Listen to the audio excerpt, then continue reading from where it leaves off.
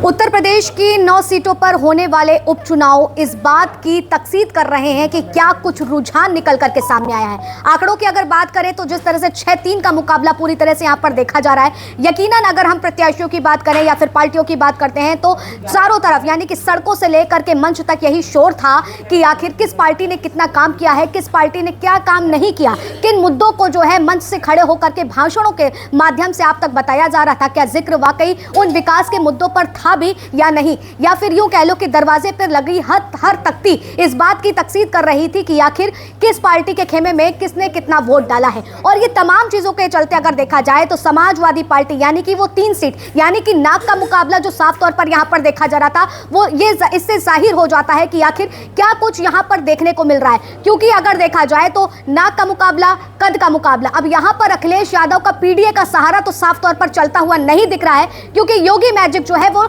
काम आता हुआ दिख रहा है। और ये मैजिक इस बात को बता रहा है कि हर चुनाव की अगर हम बात करते हैं, चाहे वो महाराष्ट्र हो, चाहे वो उत्तर प्रदेश के चुनाव हो, वहां पर बटोंगे तो कटोंगे, ये एक बार फिर देखा गया। यानी कि जनता इस बात को देखती हुई नजर आ रही है कि उसे बटना नहीं है, कटना नहीं है। ये तमाम बातों को लेकर के जो जिक्र था, सवाल समाजवादी पार्टी ने यह उठाया था कि आखिर यहां पर पीडीए को लेकर के, और सवाल था कि विकास के मुद्दे पर भाजपा बात नहीं कर रही, लेकिन जनता किस ओर जाती हुई दिख रही है। हालांकि अगर हम उन 3 सीटों की बात करें जहां पर समाजवादी पार्टी अपना वर्चस्व स्थापित करती हुई दिख रही है, वो सीसामऊ सीट है। सीसामऊ सीट के बाद अगर बात करें कटहरी और लगा करहल भी एक ऐसी सीट मानी जा रही है जहां पर लगातार समाजवादी पार्टी आगे आती हुई नजर आ रही है। लेकिन इन सब के बीच में जो सबसे बड़ा सवाल है, क्या वाकई ये जो चुनाव शायद इसलिए कहा जा रहा था कि ये आगामी होने वाले विधानसभा चुनाव से रोमांचक है, लेकिन उस बीच भी इन चुनाव में जो है काफी बदलाव देखे गए। वो बदलाव जो यकीनन इस बात को बता रहे हैं कि आखिर समाजवादी पार्टी हो या फिर भाजपा हो,